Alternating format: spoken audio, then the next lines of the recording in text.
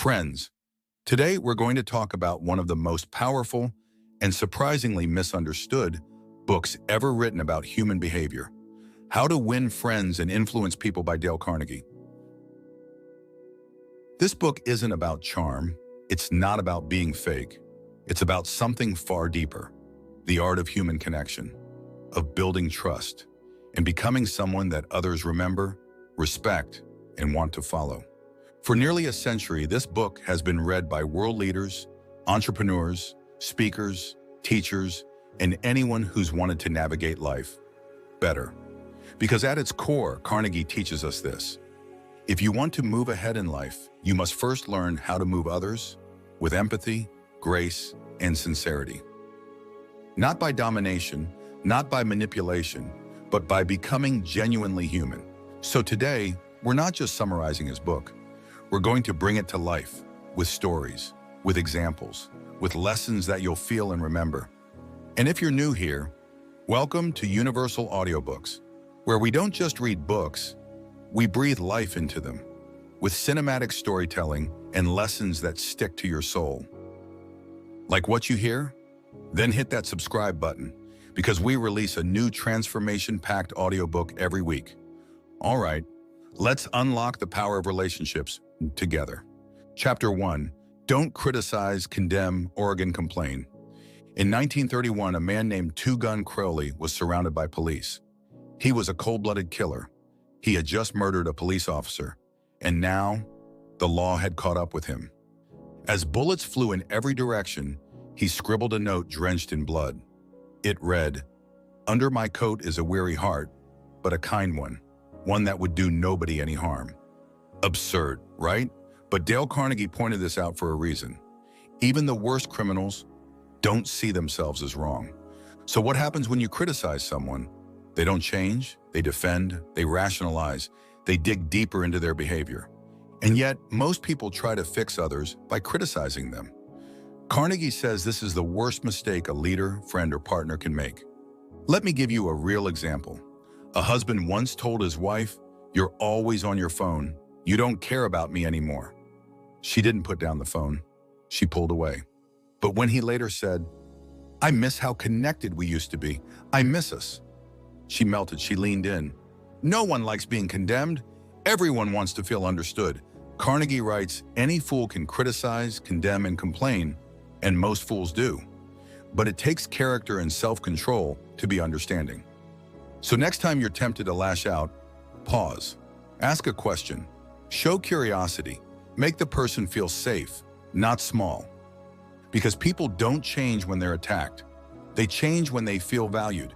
And in the end, the way to win someone's heart isn't by force, but by grace.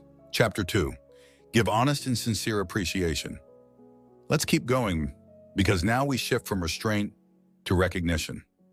There's a story about Charles Schwab, one of the first men in America to earn $1 million salary in the 1920s. Was he a genius inventor? No. A brilliant engineer? Not really. So why was he paid so much? Because, as Carnegie writes, Schwab had the rare ability to make others feel important and appreciated. He once said, "I consider my ability to arouse enthusiasm among my people the greatest asset I possess. And the way to develop the best in a person is by appreciation and encouragement." Let me show you what that looks like in real life. There was a struggling waitress, quiet, unnoticed, often ignored. One day a customer smiled at her and said, "You always bring the coffee with such warmth. You make this place feel like home." She paused, then smiled back, genuinely. That one line changed her entire energy. She served the next tables with joy. She felt seen. That customer?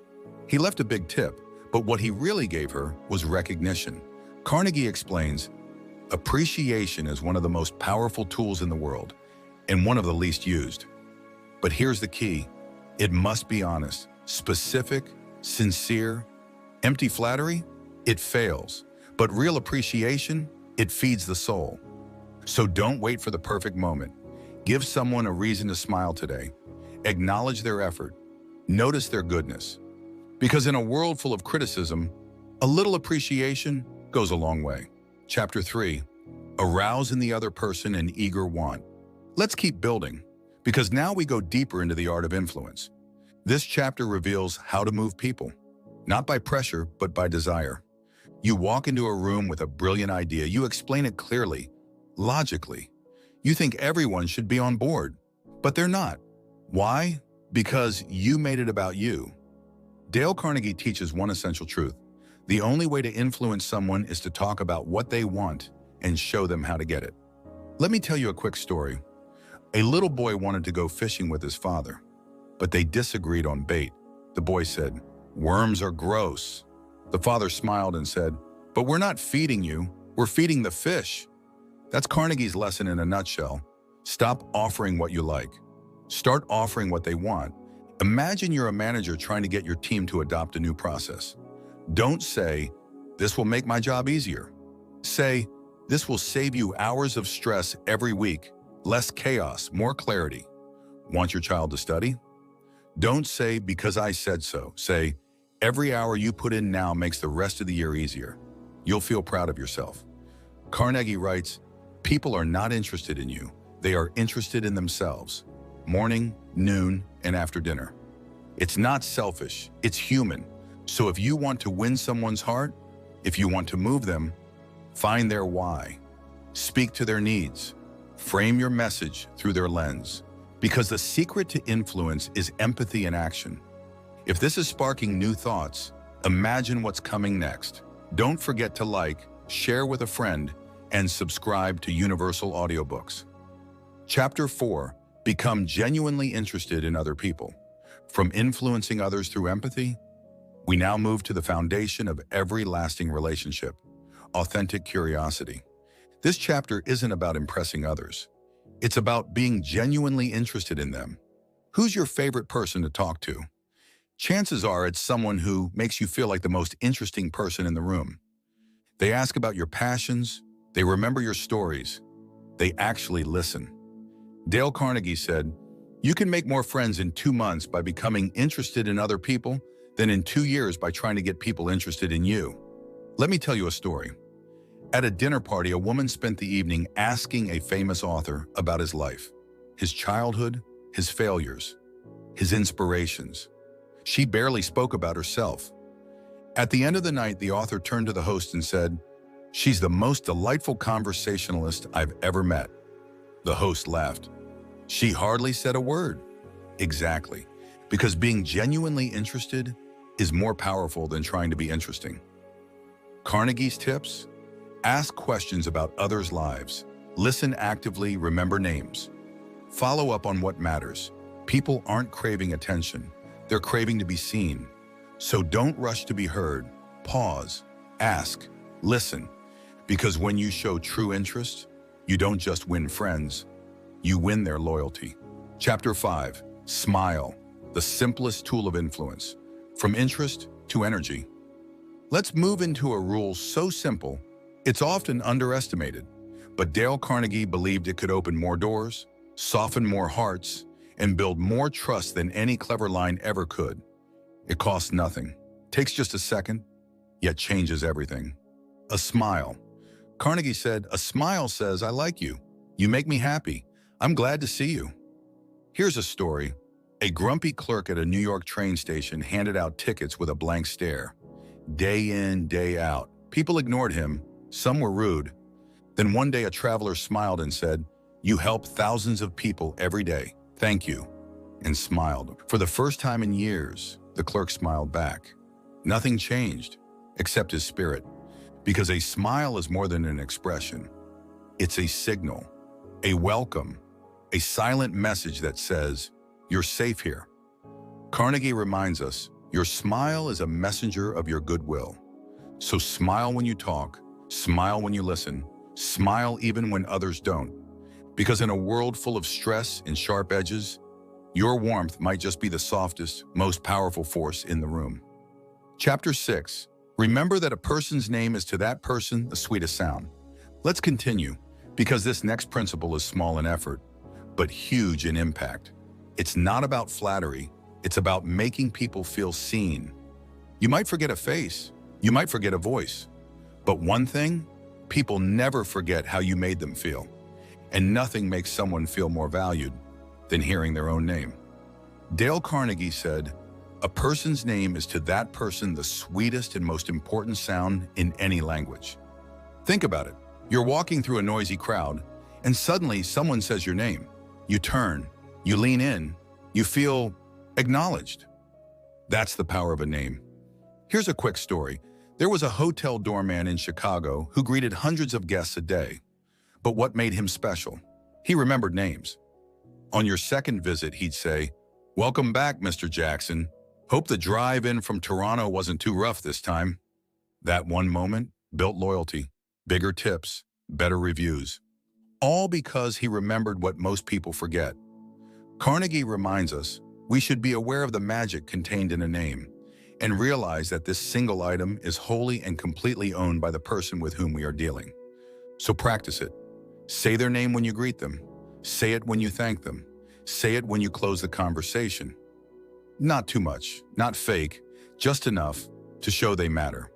Because sometimes the sweetest sound in the world is your own name, spoken with care. Chapter 7, be a good listener. Encourage others to talk about themselves. Let's build on that connection with the most powerful, underrated communication skill of all, listening. Imagine walking into a conversation where you do all the talking, your ideas, your opinions, your stories, and yet somehow you leave the room feeling empty. Now picture another moment. You barely speak, but you ask, you listen, you focus, and you walk away feeling connected, fulfilled, remembered. That is the power of being a good listener. Dale Carnegie said, "If you want to be a great conversationalist, be an attentive listener." Let me tell you about a small shop owner in a busy market. He knew every customer by name. But more than that, he asked about their families, their struggles, their wins, and he listened. And because of that, they returned again and again. Not just for the products, but for the connection. Because when people feel heard, they feel seen. Carnegie reminds us, listening is an art that requires attention over talent. So next time you speak with someone, ask thoughtful questions. Let silence breathe. Give them your full attention, because when you encourage others to talk about themselves, you don't just win their trust, you win their heart. Before we move on, if you're enjoying this journey, make sure to like, comment, and hit that subscribe button. Trust me, the next part's even better. Chapter 8, how to make people like you instantly. From listening, we now move into a principle that builds instant rapport. It's not about charm, it's not about performance, it's about sincerity. A man once said, "The deepest principle in human nature is the craving to be appreciated." Dale Carnegie didn't just agree, he structured this chapter around it. Most people try to be liked by talking more, boasting more, proving more. But Carnegie's shortcut? Be sincerely interested, make others feel important, and do it genuinely. Here's a story. Maya was a young intern at a fast-paced ad agency. She wasn't the most experienced, didn't have the strongest resume, but within weeks, everyone loved her. Why? Because she noticed.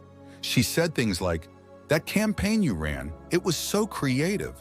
I'd love to learn how you thought of that."